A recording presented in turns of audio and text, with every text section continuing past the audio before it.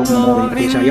శ్రీ ఇంద్రపురి వరదరాజ స్వామి వారి వార్షిక బ్రహ్మోత్సవాలలో భాగంగా మొదటి రోజు ఉదయం ధ్వజారోహణ కార్యక్రమం ఉంటుంది. ఇక్కడ ధ్వజారోహణం అనగా ధ్వజస్తంభం మీద ధ్వజపటాన్ని అధిరోహణ చేయడాన్ని ధ్వజారోహణం అని చెప్పుకోవచ్చును మనం. అదేవిధంగా ఈ యొక్క వేద మంత్రాల మహాపండితులు ఈ యొక్క ధ్వజపటాన్ని అష్టదిక్పాలకులకు ఒక శుభ సూచికగా, మహా ఆహ్వాన పత్రికగా, బ్రహ్మోత్సవ ఆహ్వాన పత్రికగా ఈ యొక్క ధ్వజపటాన్ని అధిరోహణ చేస్తారు.